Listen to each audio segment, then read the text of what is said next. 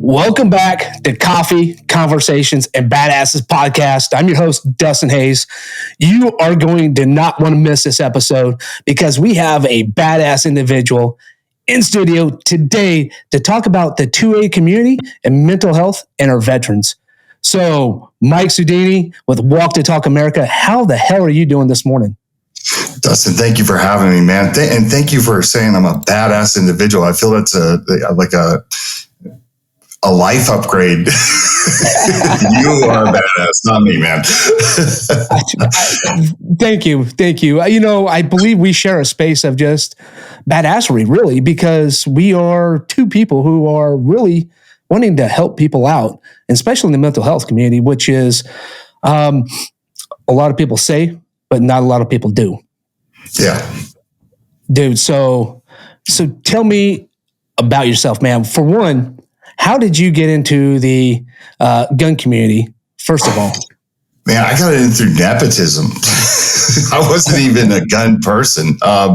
My family owned one of the largest importers in the United States. It used to be called Eagle Imports. And basically for the listeners, for them to understand what an importer does, we were the type of importer that, let's say you were from a country like Slovenia and you had a firearm that you wanted to break into the U.S. market, you would find Eagle Imports and basically say, like, you know, I want to have a presence, but because you weren't large enough to have your own presence there in the U.S. So we would handle your importing, your sales, your marketing, your customer service, your warranty, make it like a turnkey operation and build your brand in the U.S. So that's how I got in. Basically, I had no choice. My family was from New Jersey, and after I graduated college, they're like, "You're coming to work in the gun industry." So I left Arizona State and went back and worked for them, and that's how I broke into the firearms industry, which was pretty interesting experience for me because I wasn't. Like I said, I grew up with a single mom on the West Coast, so I wasn't necessarily exposed to firearms in any other manner than usually most of the time was negative, right? Where I came from, people didn't really hunt.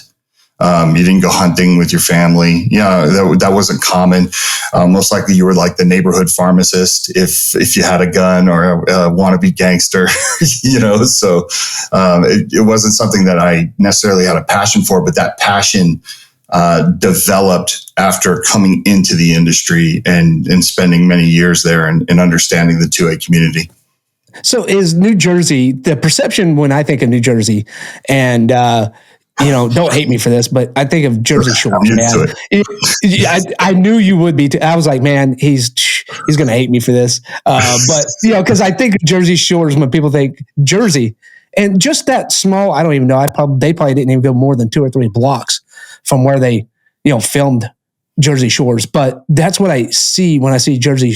When I think of Jersey, is Jersey, do they actually have like country? And I know this is a retarded question, but I'm sure there's a lot more land out there than what meets the eye when you see that little bitty spot on the map. Yeah, absolutely. I mean, if you basically go to the western side of New Jersey, it's a lot of forest, right? I mean, there's a lot of green. The thing is because of New Jersey and Newark, people flying into Newark when they go into New York, and the Jersey Shore show, which is funny because that's where I'm from and that's where our offices were. And those kids made that area famous, which is insanity to me.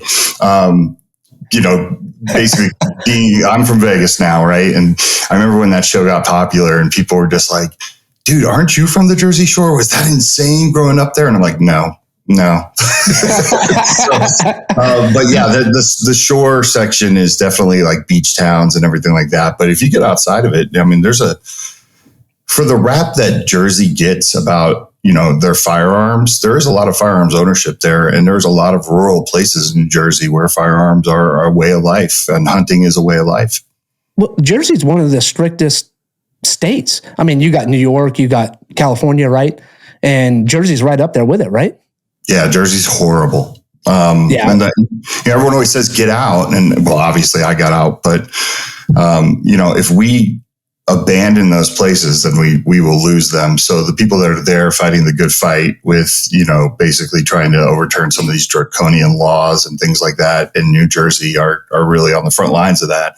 And unfortunately, I hate to say it, if you are a criminal and you get caught with a gun there, you are way more likely to get off than you are if you're a law-abiding citizen who makes a mistake, right? I mean, we've had people come to New Jersey to help. Like, I'll give you a prime example.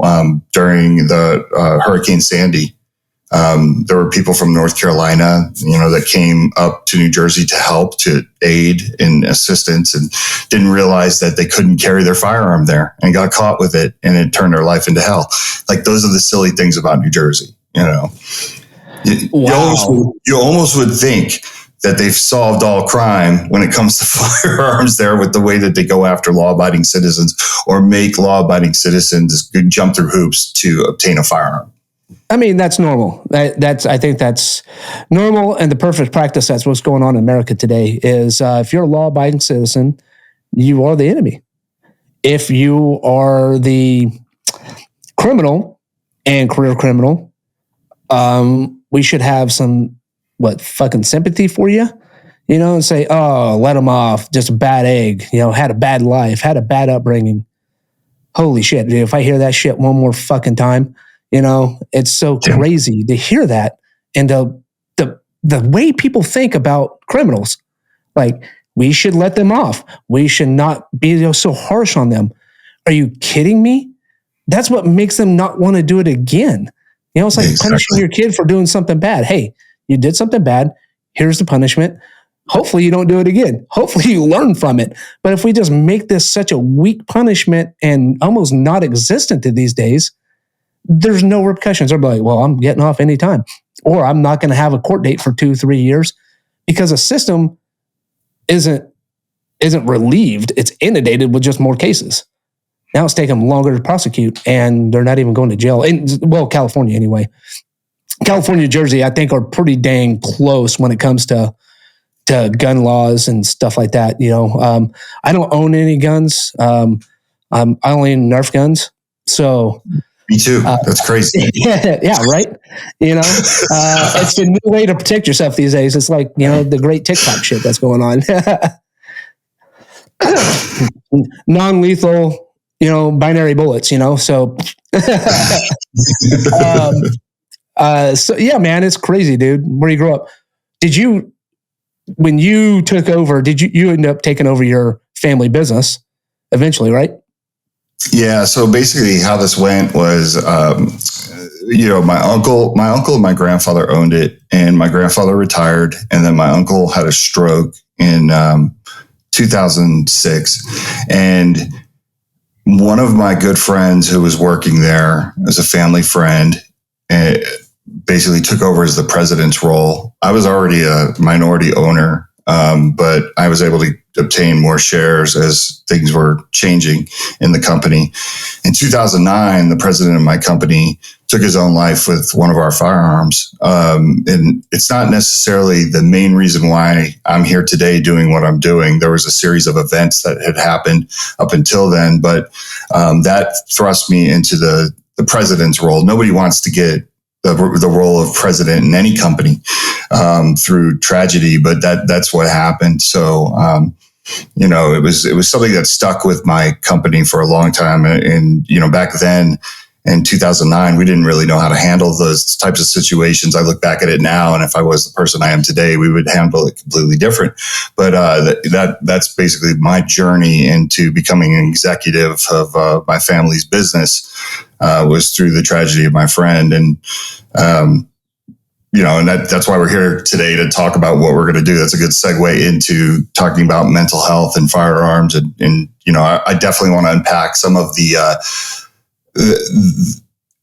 past of the firearms industry when it comes to suicide prevention and better mental health, because that's something that I thought was very odd, especially during that time, is that it's something in the industry that we didn't really address, right? Because any negative outcome of firearms was definitely going to be weaponized against us. So we got into this mode of, we can't talk about suicide. We can't talk about mental health. We can't do these things. And I think it really came back to haunt us.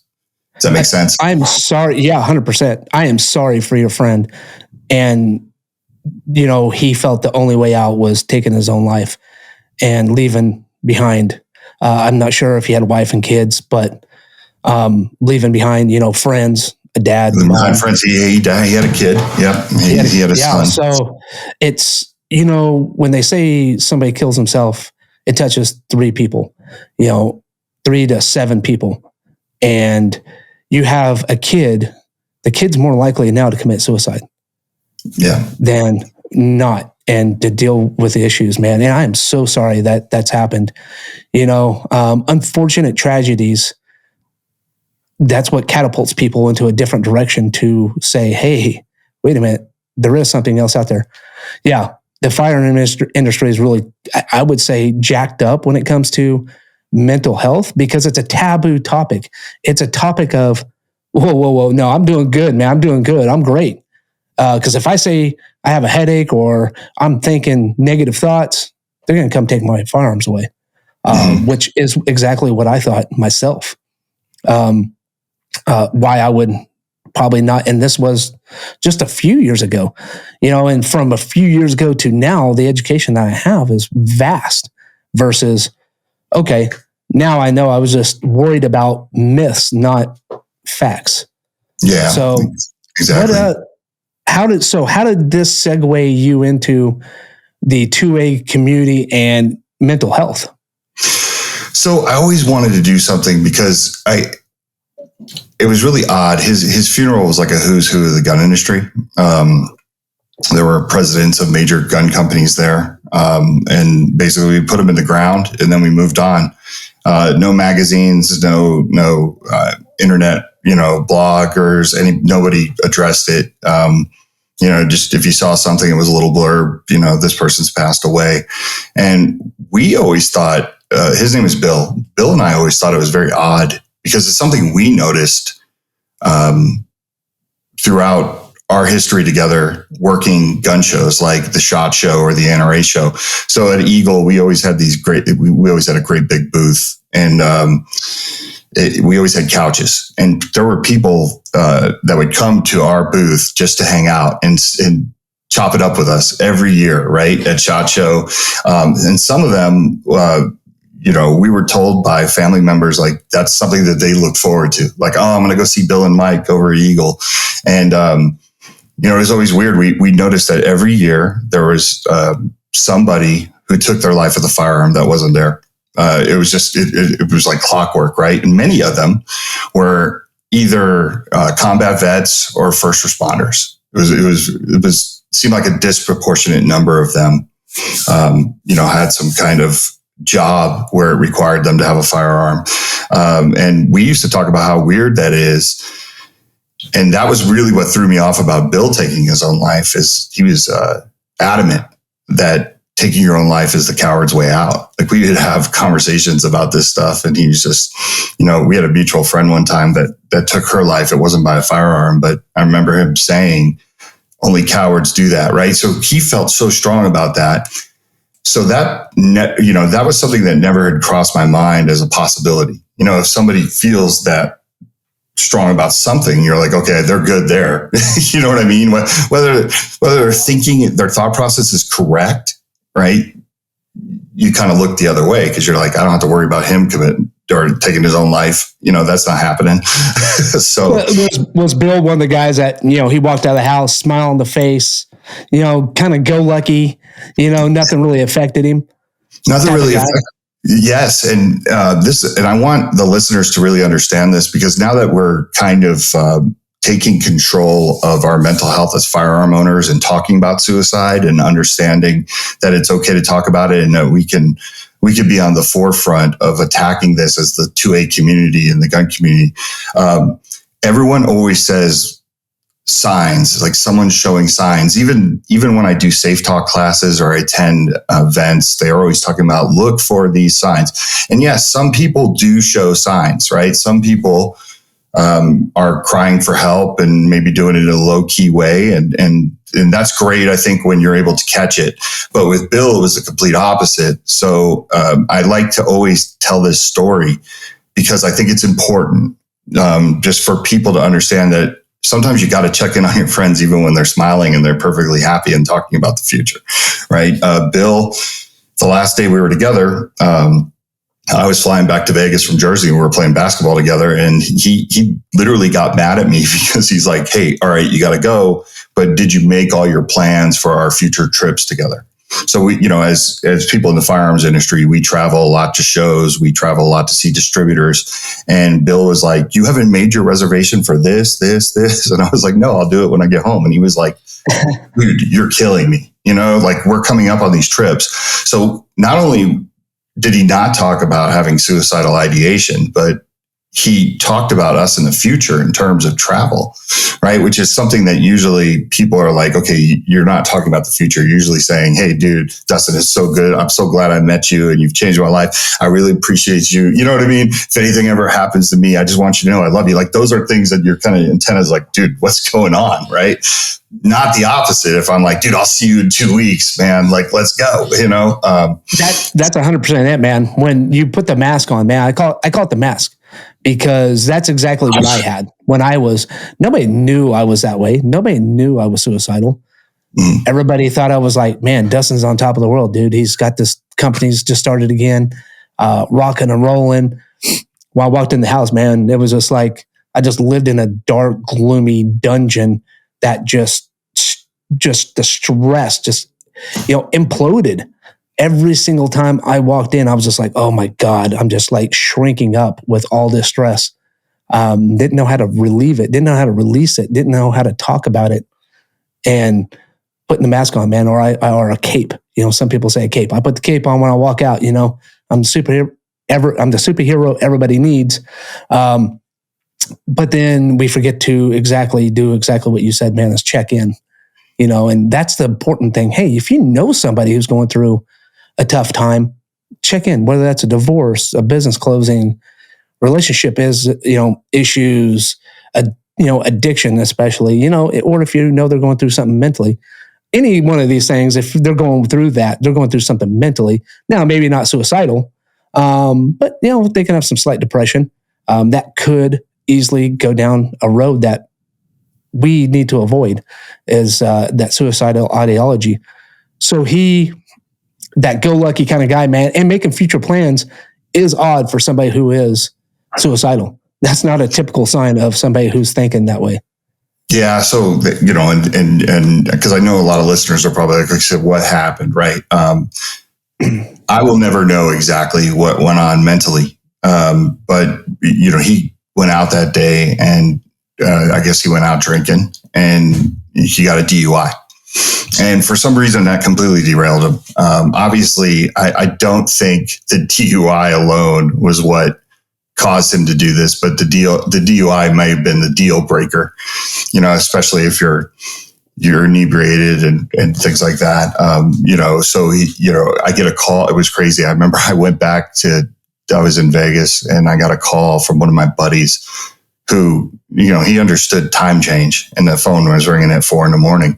And I was like, this ain't going to be good. You know what I mean? Like, but you always answer those calls and you think, okay, somebody had a heart attack, somebody, got in a car accident. But immediately my buddy's like, did you hear about Bill? And I was like, what are you talking about? And he's just like, he's dead. And I'm like, what? And my brain went to car accident, right?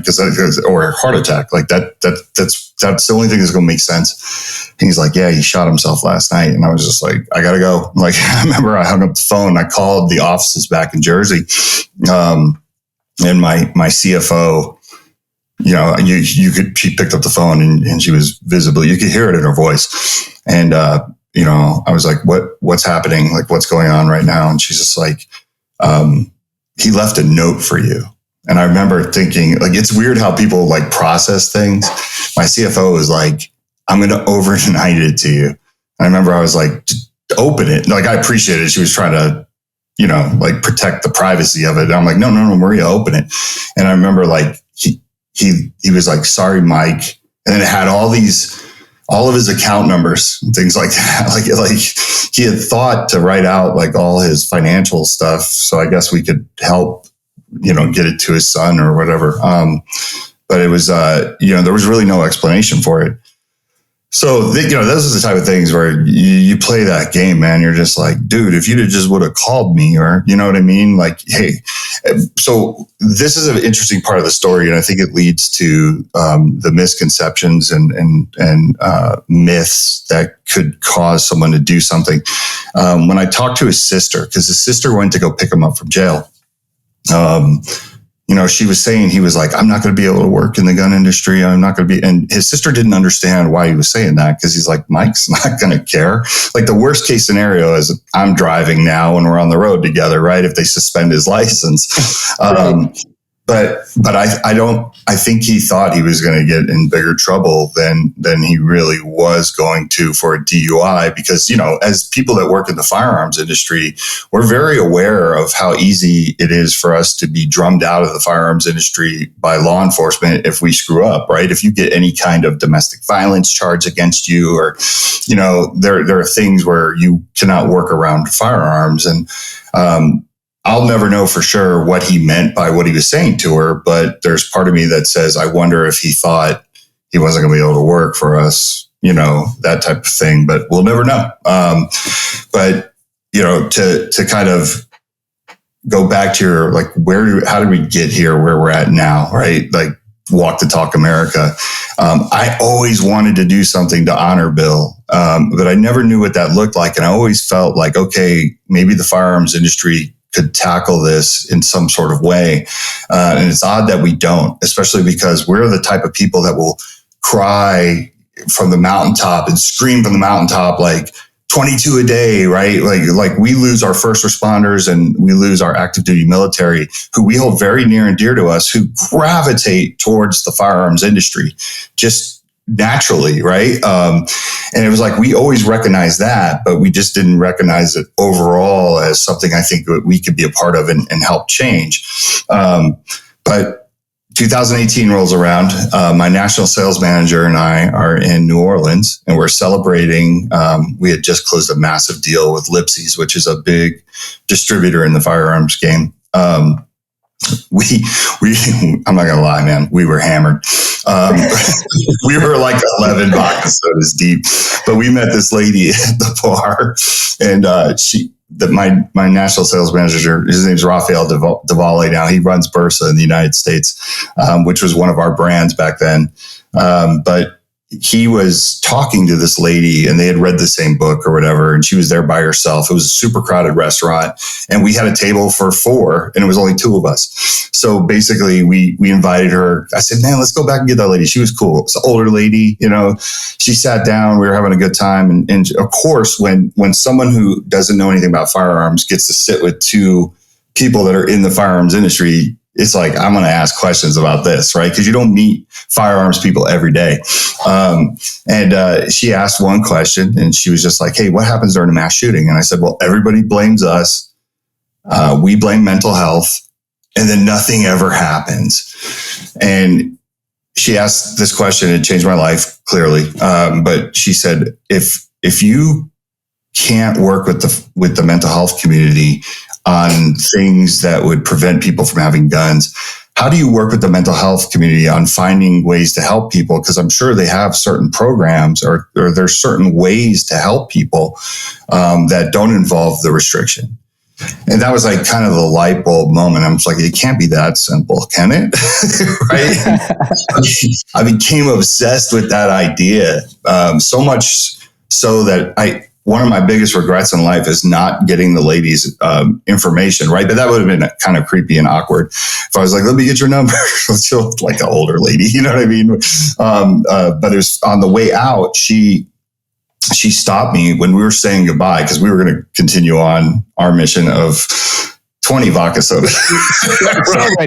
So ready. She had to go to a conference or something in the morning. So we kept going, but I remember she stopped me and she's like, you're going to do this. And at the dinner, my national sales manager had looked at me and he had said, yeah, Mike, we really should be giving like $1 a gun to mental health and whoever, we know so many people in the industry. I bet we can get people to donate to mental health. Like, it was a blanket statement. It was an innocent statement. It didn't really make much sense. But to me, I was like, oh, maybe that's something we could do. Right. And going back to my initial thought was, hey, if we could just throw money at mental health, like, we can be the good guys for once. Right. Like, almost like Big Pharma does. Right? Big Pharma pays their way to be accepted by all these people that hate them.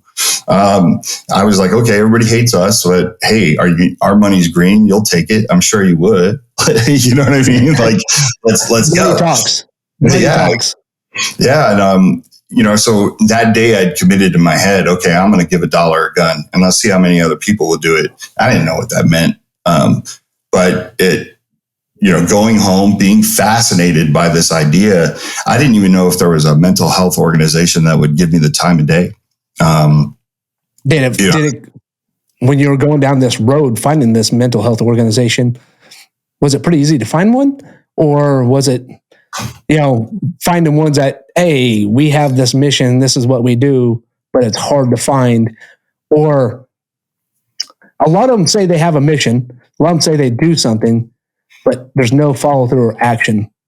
Yeah, is that your case as well? Well, we'll get to that. I'm jumping the gun.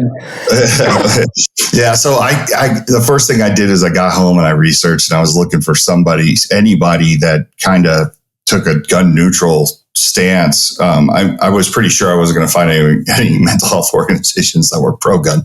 But I came across position paper 72 from Mental Health America. And when I read it, I came out of the chair. I was like, these are the people I need to talk to, because they started off with like, this is going to be an unpopular opinion amongst our peers, but we're going to stay gun neutral on this subject because we believe just because you battle mental illness doesn't mean you should have your rights violated, right? It was something to the effect of that.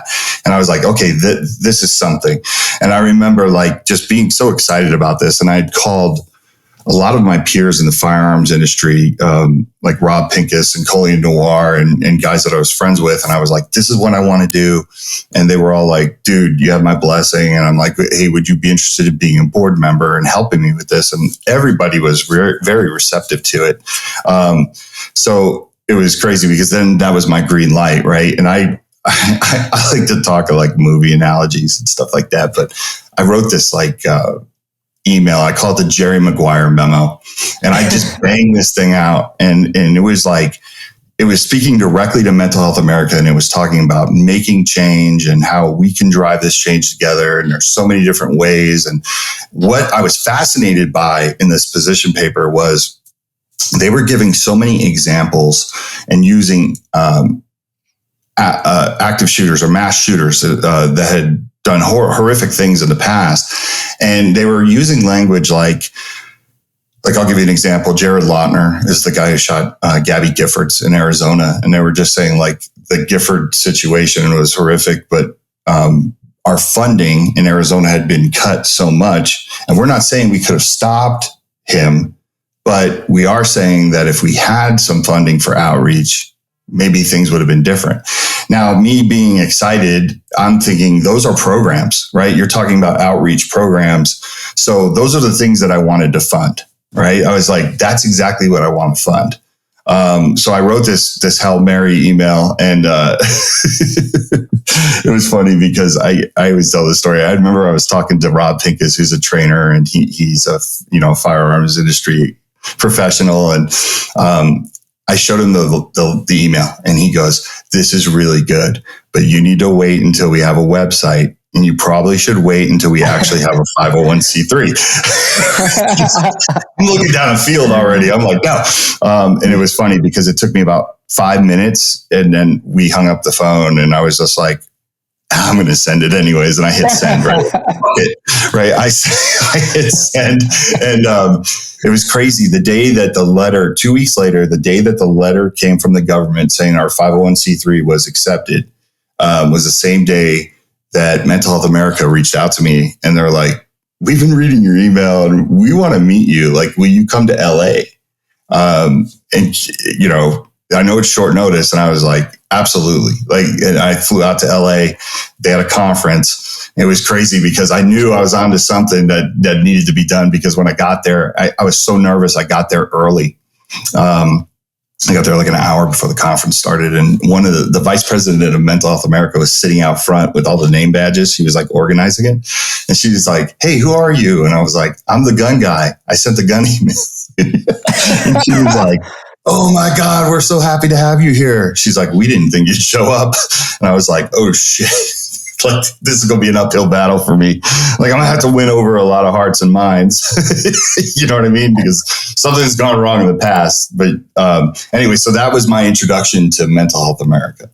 And we've had a great relationship ever since then.